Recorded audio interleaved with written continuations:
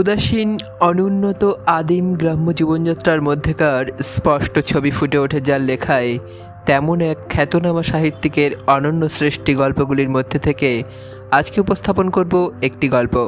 Thinking of নলেজে আজকে উপস্থাপিত হবে সাহিত্যিক বিভূতিভূষণ বন্দ্যোপাধ্যায়ের কলমে লেখা গল্প সার্থকতা। চলুন শুনে নিই আজকের গল্প সার্থকতা।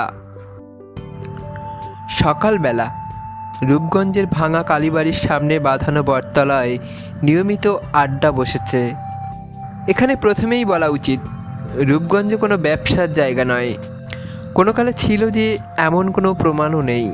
রূপগঞ্জ নিতান্তই সাধারণ ছোট পাড়াগা, 200 ঘর ব্রাহ্মণের বাস।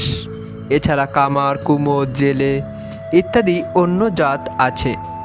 গঞ্জ থাকা তো দূরের কথা, গ্রামে একখানা মাত্র মুদিখানার দোকান, কিন্তু লোকে 12 মাস ধার নিয়ে নিয়ে দোকানের অবস্থা এমন করে তুলেছে যে দোকানের মালিক দোকান তুলে দিতে পারলে হাঁপ ছেড়ে বাঁচে।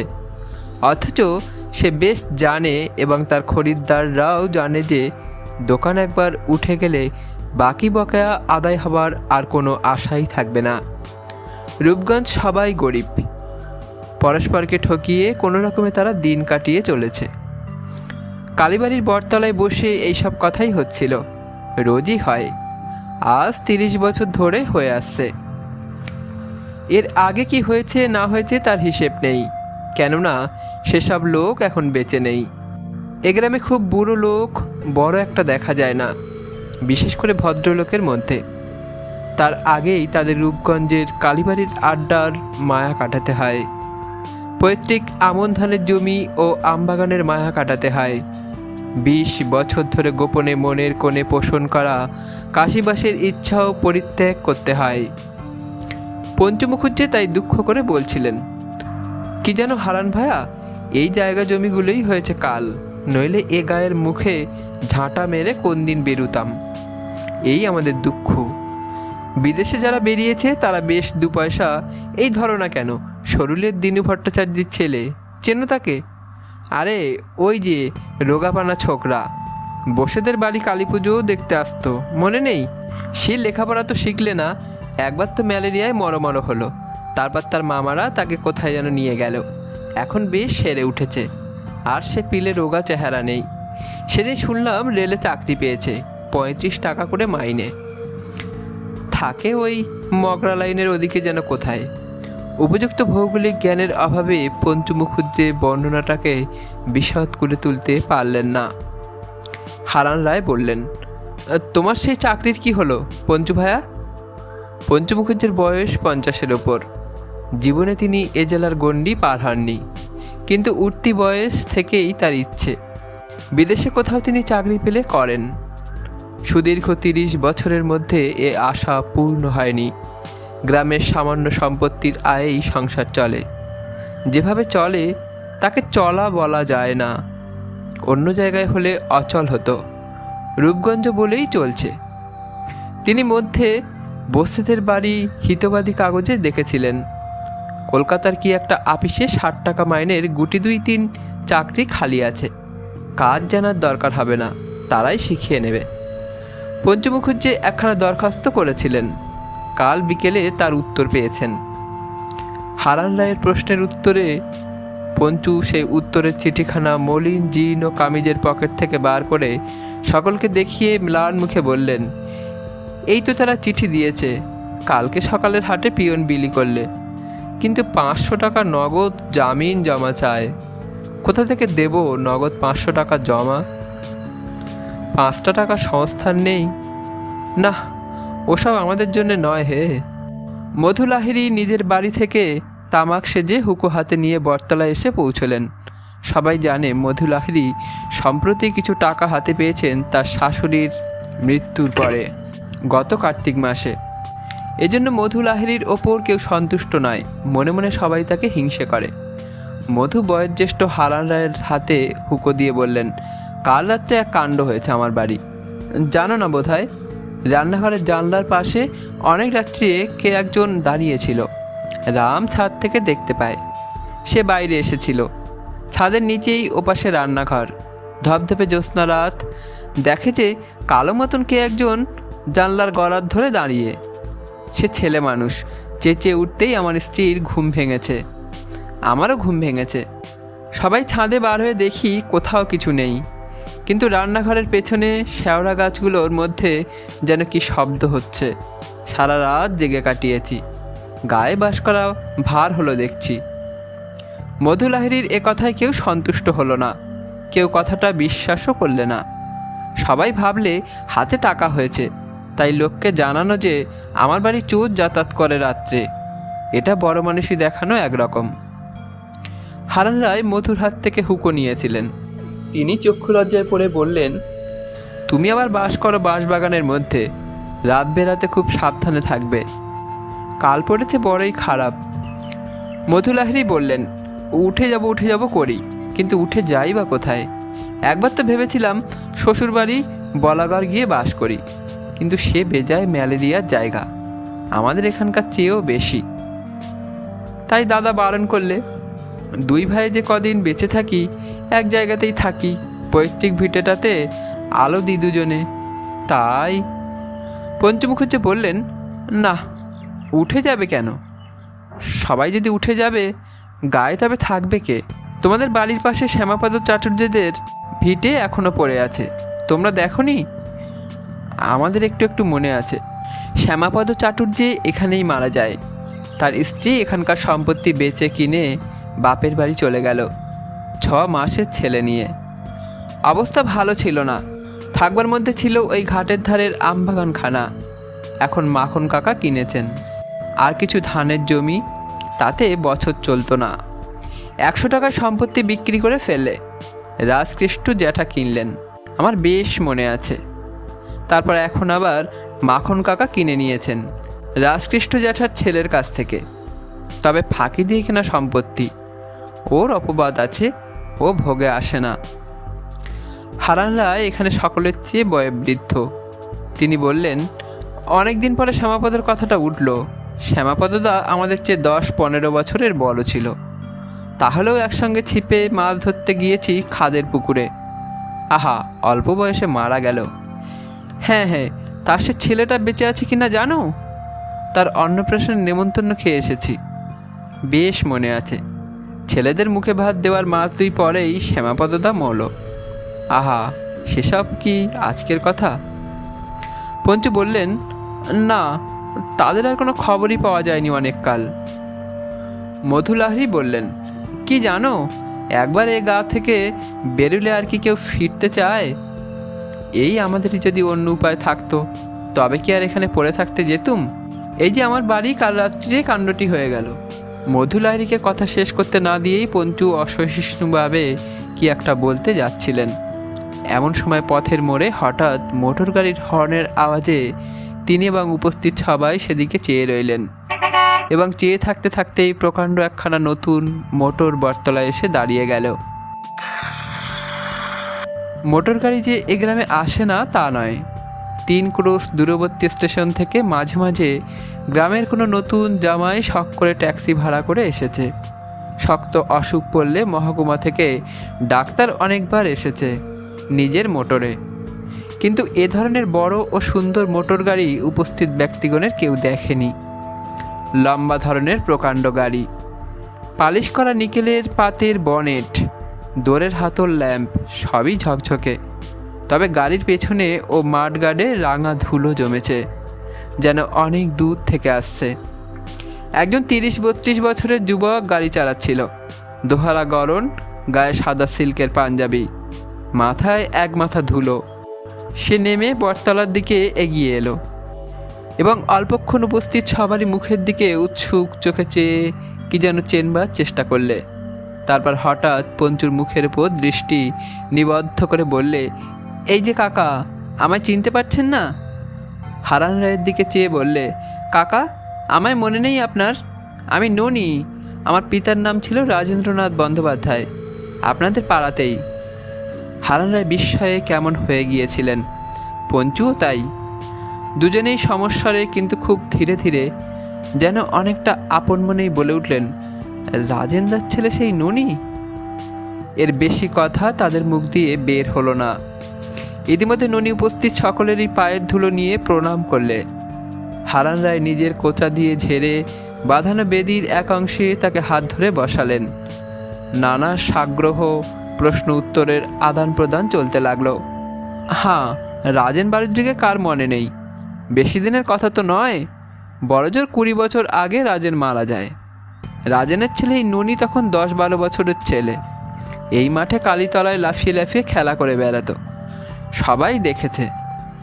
রাজেন বাড়ুজ্যে মহকুমার রেজিস্ট্রি অফিসে দলিল লেখক ছিল। সেখানে শশী উকিলের বাসায় থাকতো। সপ্তাহের শেষে শনিবার সন্ধ্যার সময় পিঠে এক ক্যাম্বিসের ব্যাগ ঝুলিয়ে 1 পা ধুলো নিয়ে বাড়ি আসতো। আবার সোমবার ভোরবেলা মহকুমায় ফিরত। 20 বছর আগে রাজেন বাড়ুজ্যের লাঠির আগায় ক্যাম্বিসের ব্যাগ ঝুলানো মূর্তি গ্রামের পথে ঘাটে অতি সুপরিচিত ছিল। একদিন হঠাৎ খবর এলো, কলেরা হয়ে রাজেন শশী উকিলের বসাতেই মারা গিয়েছে। ননির মা তারপরও বছর 2 এ গায়ে ছিল, কিন্তু শেষকালে চলাচলতির কোনো উপায় না দেখে এখান থেকে চন্দননগরে ভগ্নিপতির ওখানে চলে যায়। তারপর আর কোনো খবর কেউ রাখেনি তাদের। সেই ননি আজ এতকাল পরে ফিরে এলো নতুন মোটর চড়ে। বিস্ময়ের প্রথম মুহূর্ত কেটে গেলে সবাই দেখলেন গাড়ির পেছনের সিটে একটি মহিলা ও 2টি ছোট ছোট ছেলে মেয়ে। হারান বললেন, সঙ্গে কে ননি? বৌমা? আরে ছি ছি, কি ছেলে মানুষ! এসো এসো, নামিয়ে নিয়ে এসো। এই রোদ্দুরে কিনা, এই কাছেই তোমার গরিব কাকার বাড়ি।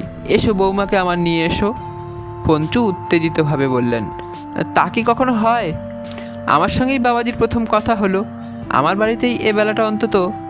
শেষে হারান রায় জয়ী হয়ে বিজয় গর্বে উৎফুল্ল মুখে ননি এবং ছেলে মেয়েদের নিজের বাড়িতে নিয়ে গেলেন। বিদ্যুৎ বেগে সংবাদ গ্রামময় রাষ্ট্র হওয়ার সঙ্গে সঙ্গে হারান রায়ের বাড়িতে রথযাত্রার ভিড় শুরু হলো। ননির স্ত্রী বেশ সুন্দরী, একটু মোটাসোটা, কথাবার্তায় খুব অমায়িক, বড় মানুষই চালচলন একেবারে নেই। ননিকে ছেলেবেলায় দেখেছে এমন অনেক লোকই গায়ে আছে। সবাই বলা বলি করতে লাগলো, একেই বলে অদৃষ্ট। ওর মা ওর হাত ধরে কাঁদতে কাঁদতে গা ছেড়ে গিয়েছিল, আর আজ দেখো কাণ্ড, ভগবান যাকে যখন দেন ইত্যাদি। পঞ্চু বললেন, আহা, সকালবেলাতেই তো বলেছিলাম, এ গা ছেড়ে যে বাইরে পা দিয়েছে সেই উন্নতি করেছে, কেউ বেশি কেউ কম। আজ যদি আমি গায়ে বসে থেকে নিজেকে মাটি না করি, তবে আমার কি এ দশা হয়? না, এবার বেরোতে হবে। দেখি একবার ননি বাবাজিকেই বলে দেখি, যদি কিছু জোগাড় টোগাড় করে দিতে পারে। ননির অবস্থা পরিবর্তনে গ্রামের কেউই অখুশি নয়, বরং সকলেই আনন্দিত, কারণ ননির সঙ্গে গ্রামের কারো স্বার্থের সংঘাত নেই। ননি এখানে বাসও করে না। তাছাড়া সবাই ননিকে শেষবার যখন দেখেছে, তখন ননি ছিল ছোট ছেলে। তার সম্পর্কে কোনো হিংসা দ্বন্দ্বের স্মৃতিই কারো মনে গড়ে ওঠেনি, ছোট ছেলের ওপর স্নেহের স্মৃতি ছাড়া। বিকেলে বাঁধানো বটতলায় প্রকাণ্ড মজলিস বসেছে। মাঝখানে গাছের গুড়ি ঠেস দিয়ে বসে ননি, তাকে গোলাকারে ঘিরে গায়ের বালক, বৃদ্ধ, যুবার দল। কি করে সে বড়লোক হলো, এ কথা সবাই শুনতে চায়। শ্রীপতি কর্মকার ও পাড়ার একজন গণ্যমান্য ব্যক্তি। তামাকের ব্যবসা করে তিনি হাতে 2 পয়সা জমিয়েছেন, সবাই বলে, যদিও শ্রীপতি তা স্বীকার করেন না। শ্রীপতির সঙ্গে ননির বাবা রাজেন বাড়ুজ্যের খুব বন্ধুত্ব ছিল।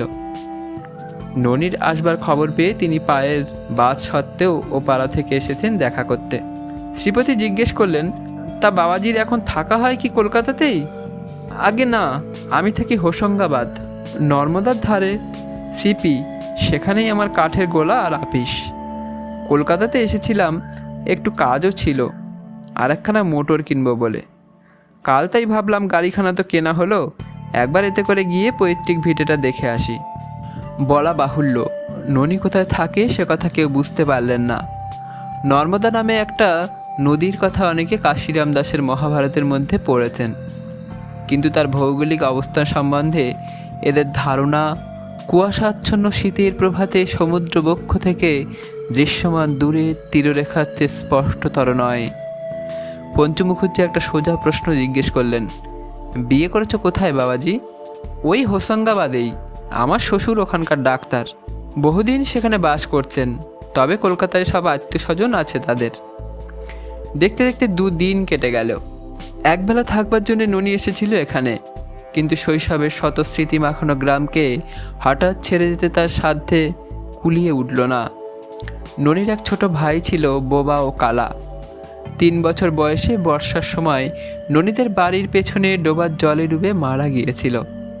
মৃতদেহ যখন ভেসে উঠেছিল তখন জানা যায় তার আগে হারিয়ে গিয়েছে বলে এপাড়া ওপাড়া খোঁজ হচ্ছিল।